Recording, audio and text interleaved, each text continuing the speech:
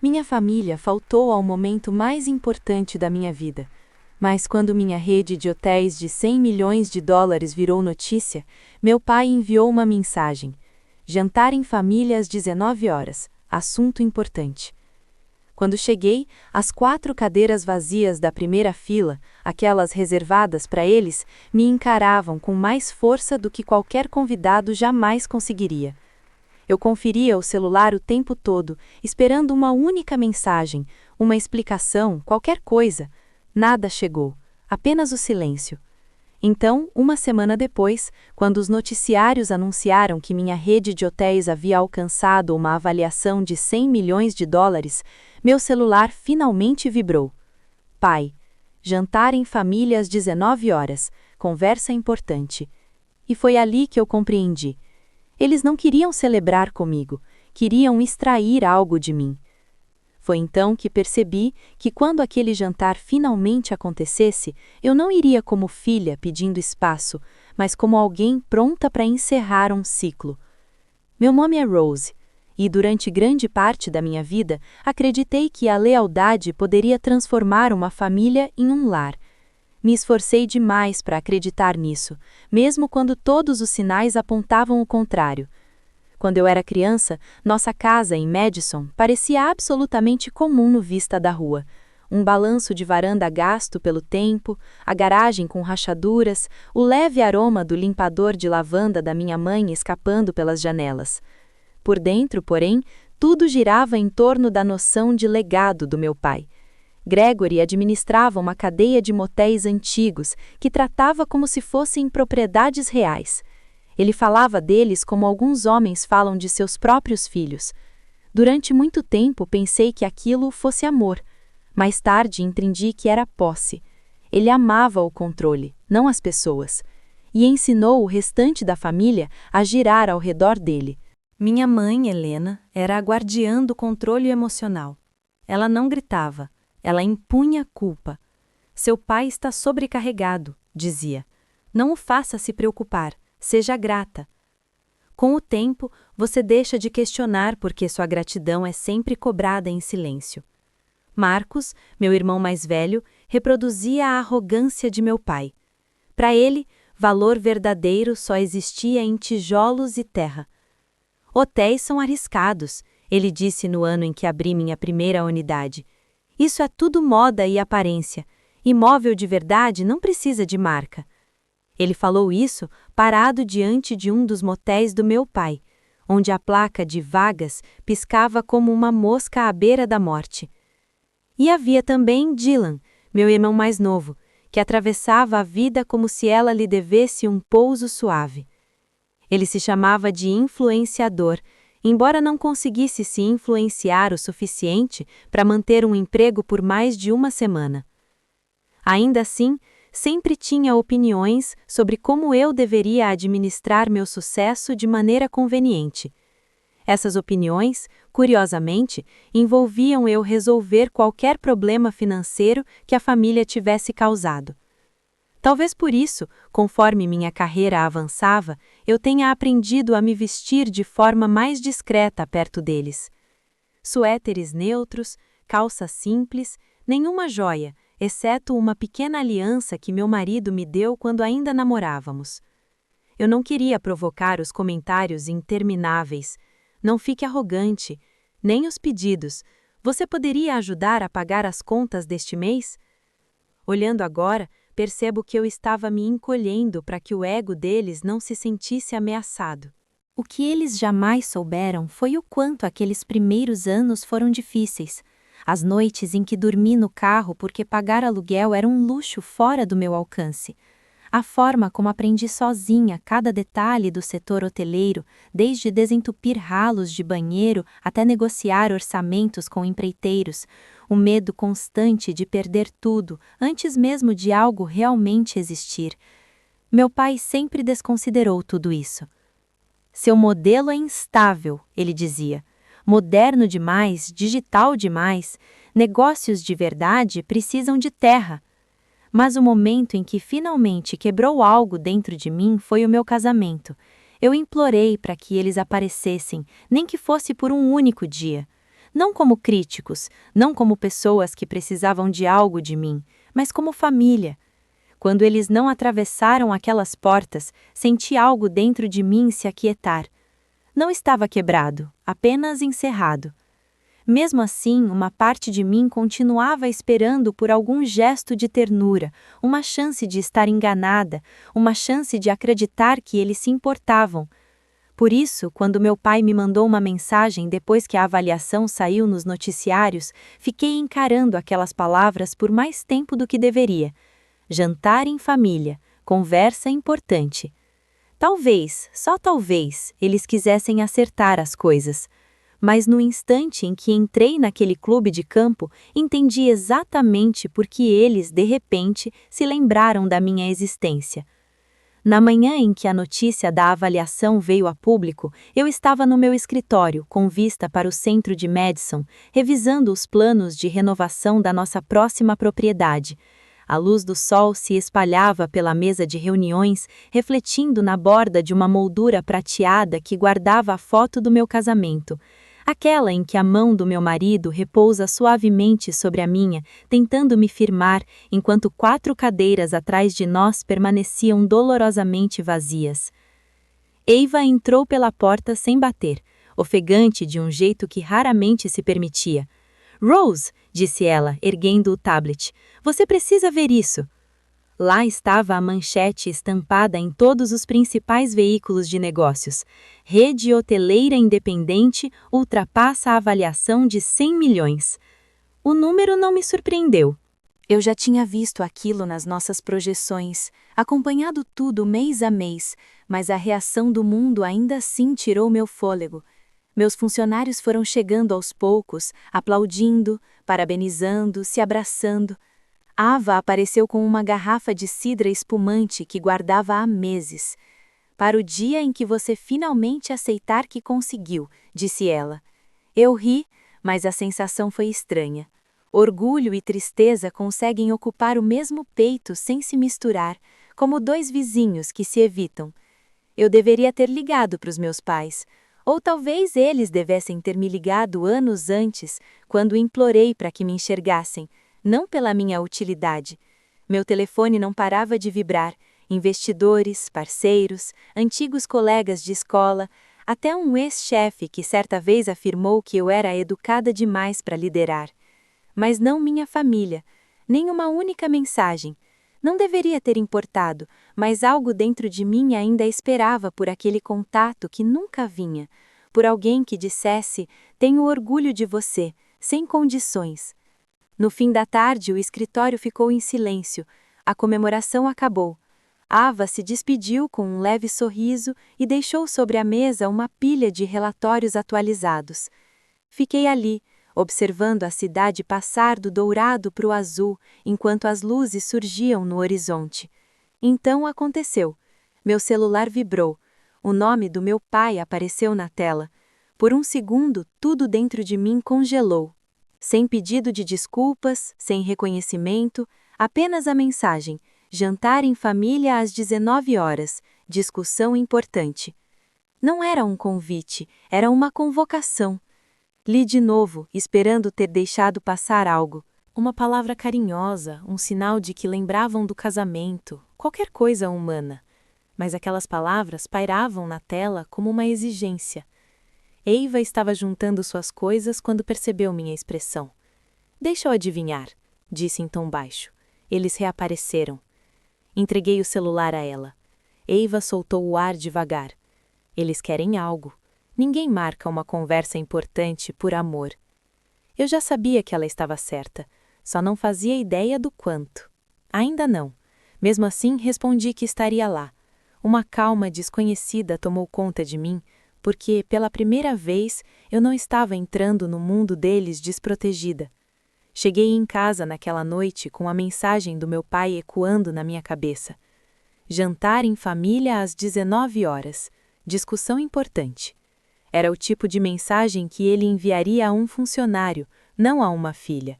Nenhum parabéns, nenhuma menção ao casamento ao qual não compareceram ou à conquista que eu tinha alcançado. Apenas uma ordem. Dentro da garagem, O silêncio parecia mais denso que o normal. Os faróis do meu SUV iluminaram as prateleiras onde eu guardava pastas antigas dos meus primeiros anos. Planilhas impressas de madrugada, anotações à mão de empreiteiros que mal me levavam a sério naquela época, aquilo me lembrava o quanto eu havia lutado para construir algo que ninguém acreditava que eu conseguiria. Dei por mim pegando uma das pastas marcadas como empréstimos iniciais. Abri sobre o capô do carro, analisando os números, as margens apertadas, as noites sem fim e a aposta assustadora que de alguma forma deu certo. Se eu tivesse sobrevivido àquilo, conseguiria enfrentar um jantar em família. Mas algo ainda me incomodava. Por que agora? Por que essa urgência repentina? Eiva ligou no instante em que fechei a porta da garagem. A voz dela estava calma, mas havia tensão por trás. Fui investigar uma coisa, disse ela, sobre o motel do seu pai. Senti o estômago se revirar. O que tem eles? Perguntei. Eles estão em apuros, Rose, apurados de verdade, pagamentos atrasados, empreiteiros sem receber, meses de fluxo de caixa negativo, e tem mais, um dos credores está prestes a liquidar tudo. Claro que estava. Aquilo não era coincidência. Eles não querem conversar, continuou Eiva. Eles querem um resgate. Por um instante, a raiva subiu, mas não foi explosiva. Era fria, focada, daquele tipo que desacelera a respiração em vez de acelerar. A raiva que decide. O que você está pensando? Eiva perguntou. Estou pensando, respondi com cuidado. Precisamos agir antes. Ela entendeu na hora. Você quer a dívida? Quero a alavancagem, corrigi. Na manhã seguinte, Eiva já tinha mapeado todos os empréstimos ligados ao motel. Alguns eram pequenos, outros absurdamente mal administrados. Mas uma coisa ficou evidente. O império de Gregor não estava apenas ruindo, já era poeira. Ele só precisava de alguém para varrer os destroços por ele. E, aparentemente, esse alguém seria eu. Passamos horas revisando pagamentos, contas, contratos e registros, tudo desenhando o retrato de um navio afundando, sustentado apenas pela negação. Eiva entrou em contato com o credor. Ansioso para se desfazer de uma conta problemática, ele se mostrou mais do que disposto a negociar. No fim da tarde, a aquisição já estava em andamento. Naquela noite, enquanto me preparava para o jantar, algo mudou dentro de mim. Não escolhi os suéteres macios que costumava usar perto deles.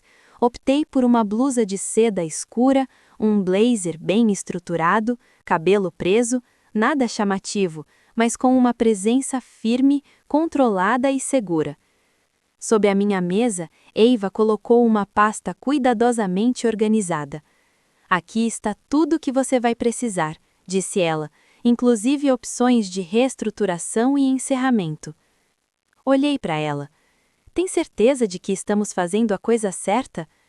Eiva respondeu com suavidade. Você não está machucando ninguém, está apenas fechando um ciclo. Ao sair pela porta, percebi que ela tinha razão.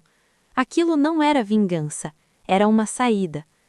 E no momento em que eles pedissem ajuda, eu finalmente poderia mostrar quem realmente estavam chamando. Cheguei com a única coisa que eles nunca esperariam: clareza.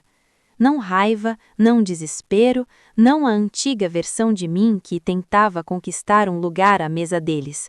Apenas a verdade e os documentos que a sustentavam. O estacionamento do clube de campo já estava parcialmente cheio quando estacionei. Luzes quentes e amareladas escapavam das janelas altas, iluminando os arbustos bem cuidados com um brilho suave. Permaneci sentada no meu SUV por alguns segundos, respirando o cheiro de couro e o leve toque cítrico do aromatizador, deixando a tranquilidade se firmar. Eu não estava ali para discutir, não estava ali para implorar, estava ali para encerrar tudo. Logo na entrada, a recepcionista me cumprimentou com um sorriso aberto que desapareceu assim que reconheceu o sobrenome dos meus pais. Eles já estão sentados, sussurrou, como se estivesse me alertando. Claro, Meu pai sempre prezou pela privacidade quando planejava encurralar alguém. No instante em que atravessei a porta da sala privativa, 4 pares de olhos se voltaram para mim. Papai se recostava na cadeira como se fosse dono do lugar. Mamãe ensaiou um sorriso trêmulo, tentando parecer acolhedora.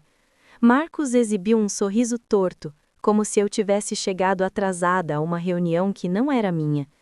Dylan levantou o copo de chá gelado em um gesto relaxado demais. Victor, o tio que sempre surgia quando havia dinheiro em jogo, sentava-se ao lado do papai, mãos entrelaçadas, postura de consultor pronto para apresentar um plano. Papai nem sequer me cumprimentou. Apontou para a cadeira vazia. Sente-se, precisamos conversar. Eu não me movi. Engraçado, eu disse. Era exatamente o que eu estava pensando. Mamãe fez um gesto dramático. Rose, não comece com esse tom, isso é um jantar em família. Então me aproximei, deixei a bolsa ao lado da cadeira e me sentei, calma, composta, sentindo a expectativa deles pesar no ar como umidade antes da chuva. Papai pigarreou. Estamos passando por uma situação delicada, começou. O motel? Bem, eles enfrentaram alguns problemas. Nada que não possa ser resolvido com o investimento certo. Pronto, ali estava o motivo da mensagem, da súbita atenção. Marcos entrou na conversa. Sabemos que seu negócio vai bem, talvez até esteja supervalorizado, mas continua forte. Você poderia ajudar a estabilizar as coisas para a família, disse ele. Pelo legado, completou papai. Mamãe enxugou os olhos com um guardanapo. Não estaríamos pedindo se não estivéssemos desesperados, querida. Foi humilhante saber da avaliação por estranhos. Por que você não nos contou? Deixei a pergunta suspensa por um instante. Por que eu não contei? Talvez porque eles não falassem comigo desde o casamento.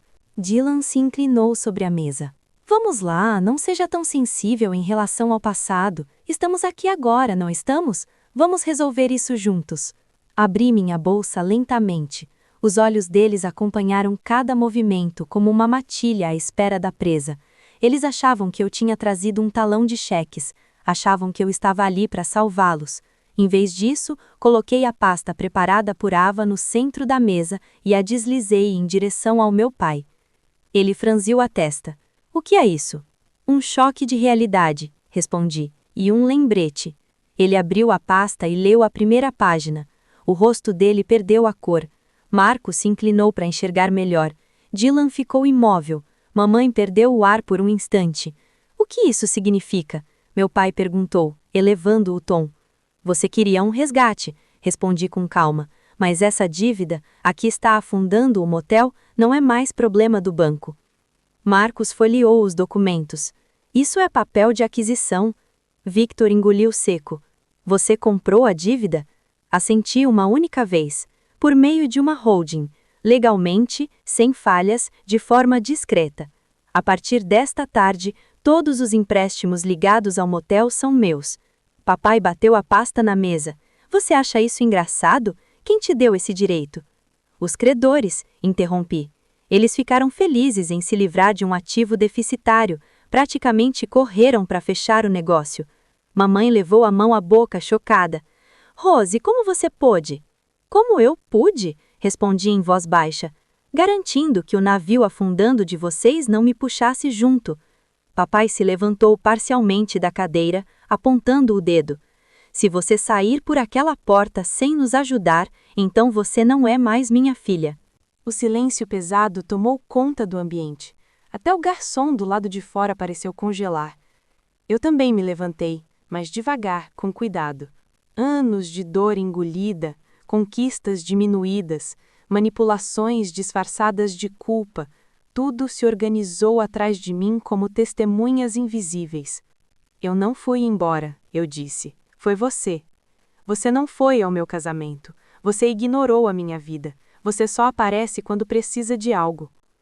O maxilar do meu pai se contraiu. Somos sua família, e eu não sou seu plano de resgate, respondi. Abri um envelope menor e coloquei um único cheque sobre a mesa. Isto é uma indenização. $200.000, o suficiente para vocês saírem sem prejuízo. 30 dias para desocuparem os imóveis. Depois disso, eu reestruturei. Marcos pegou o cheque. Você está nos expulsando do nosso próprio motel? Eles não são seus, eu disse. Já não são há meses. A dívida engoliu o patrimônio muito antes de eu entrar em cena. Dylan balançou a cabeça, murmurando: Isso é insano. A voz de Victor vacilou. Você está destruindo o legado do seu pai. Não, eu disse. Estou encerrando o controle dele. Mamãe começou a chorar baixinho. Nós só queríamos conversar. Você queria dinheiro, eu disse, mas nunca me quis de verdade.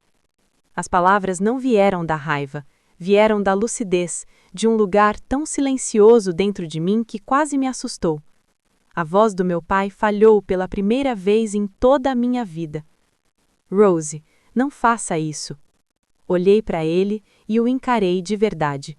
Um homem que construiu uma prisão com o próprio orgulho. Um homem que acreditava que amor era moeda de troca. Um homem que achava que eu ainda precisava da aprovação dele para respirar. Eu já precisei, respondi. Peguei minha bolsa e o envelope vazio.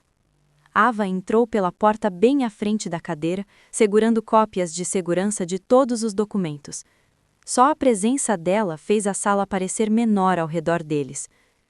Se tiverem qualquer dúvida, disse ela à mesa, encaminhem ao nosso escritório, de preferência por escrito. Papai afundou na cadeira. Marcos praguejou baixo. Dylan encarou a mesa como se ela o tivesse traído. Mamãe estendeu uma mão trêmula em minha direção, mas eu recuei. Rose, ela sussurrou, por favor, não vá embora assim. Eu implorei uma vez, eu disse, no meu casamento. Então me virei e saí. As vozes dele se ergueram atrás de mim. Gritos, pânico, cadeiras sendo arrastadas, mas nada disso me alcançou. O corredor parecia mais claro, o ar mais leve, o peso tinha sumido. Do lado de fora, a noite estava fresca e o céu completamente aberto. Meu celular vibrou uma vez com uma mensagem. Orgulhoso de você. Pela primeira vez em anos, eu acreditei. Eu não estava perdendo uma família naquela noite. Eu estava me reencontrando. Na manhã seguinte, a luz do sol invadiu a bancada da minha cozinha, refletindo na pasta que eu havia largado ali depois de sair do clube de campo. Pela primeira vez em anos, não parecia um fardo. Parecia uma confirmação definitiva, um limite que eu deveria ter imposto há muito tempo. Ava ligou por volta das 9. A transição foi concluída, ela disse. Você controla oficialmente todos os bens vinculados ao motel. O acesso deles termina hoje. Soltei um suspiro lento. Não era vitória nem arrependimento, apenas alívio. Nas semanas seguintes, a transformação começou. Empreiteiros visitaram as propriedades. Designers circularam pelos espaços com tablets, anotando ideias para o que se tornariam retiros de bem-estar. Ambientes calmos e intencionais, o oposto exato do caos que antes representavam. Cada vez que eu entrava em um dos locais, o ar parecia mais leve, como se os próprios edifícios estivessem aliviados por finalmente serem vistos com honestidade. Minha família não ligou nenhuma vez. Os rumores voltaram a girar sobre mim. Raiva de Marcos, negação do meu pai, lágrimas da minha mãe. Dylan postou citações vagas online sobre traição, sem jamais citar meu nome. Pela primeira vez, as reações deles não lhe paralisaram, elas apenas existiam, separadas de mim. Certa tarde, enquanto revisava os painéis finais de design, vi meu reflexo na janela. Blazer, cabelo preso, expressão tranquila. Uma mulher que não escondia mais o próprio sucesso para agradar ninguém. Uma mulher que já não confundia a manipulação com amor. Percebi algo, então. Eu não havia destruído nada, apenas havia parado de participar. O motel transformado em retiro abriria na primavera. Um renascimento silencioso construído sobre a verdade, não sobre exigências. E finalmente entendi que ir embora não era abandono, era proteção, não só contra eles, mas a favor de mim mesma. No fim, Não foi a avaliação de 100 milhões de dólares que mudou tudo. Foi o instante em que percebi que não precisava de uma família que só se lembrava de mim quando precisava ser salva. O amor verdadeiro não exige silêncio. A verdadeira lealdade não some no dia mais importante da sua vida. Ao sair daquele clube de campo, eu não perdi nada. Recuperei a parte de mim que me ensinaram a enterrar.